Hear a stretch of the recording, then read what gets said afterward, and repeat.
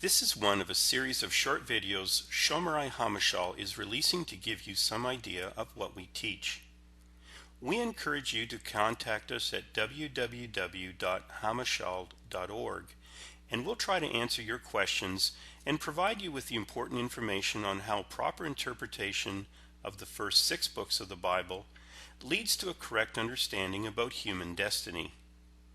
In another video, we said that a comprehensive interpretation of the books of Moses and Joshua, that's Genesis, Exodus, Leviticus, Numbers, Deuteronomy, and Joshua, is essential before interpreting anything else in the Bible.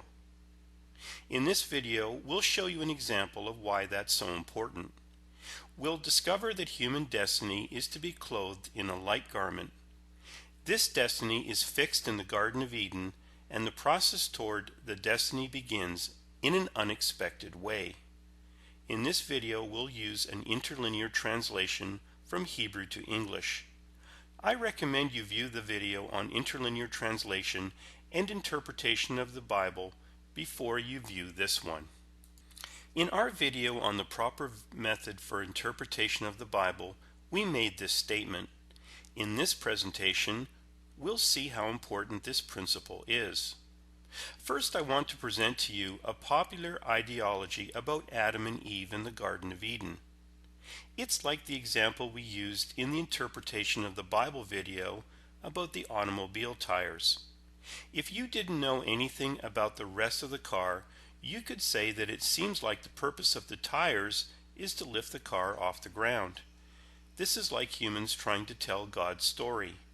A comprehensive interpretation lets God tell His story the way He intended it to be told. In Genesis chapter 2, it says Yahweh Elohim make Adam, and out of him comes his woman.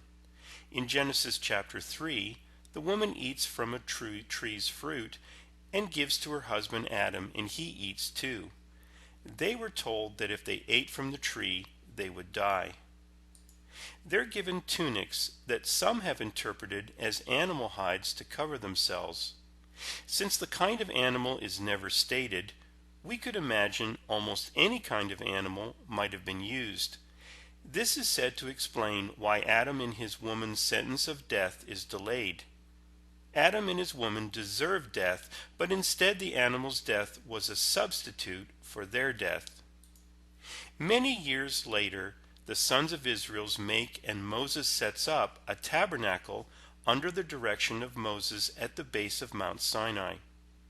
They make animal offerings where they place their hand on the head of the animal and it's slaughtered near an altar.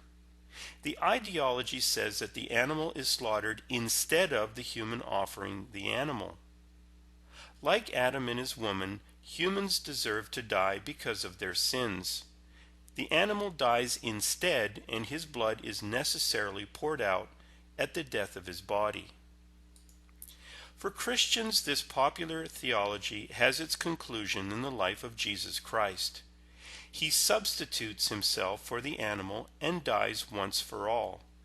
The Hebrew problem of the need for continual animal sacrifices is solved once and for all by his death.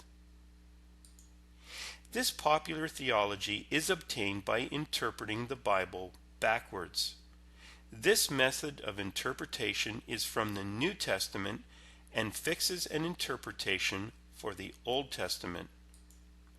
When we apply a comprehensive interpretation to the first 6 books of the Bible, we find that this interpretation of Genesis and Leviticus doesn't fit. It never says in Genesis that an animal was sacrificed to provide a covering for Adam and his woman. This interpretation infers that an animal was sacrificed and is completely unsupported. The most glaring error is the idea that holy animals were sacrificed as a substitute for human death. This is contrary to the teachings of the Hebrew Pentateuch authorities on the meaning of sacrifice. Hebraeus Jacob Milgram is widely regarded as one of the greatest interpreters of Leviticus of the 20th century. He shows that these offerings were never offered for the offerer, but instead were offered on behalf of the offerer. The offering was made for the camp as a collective responsibility and never as a substitute for the offerer's death. This idea that the animal sacrifice is a substitute for human death is utterly false.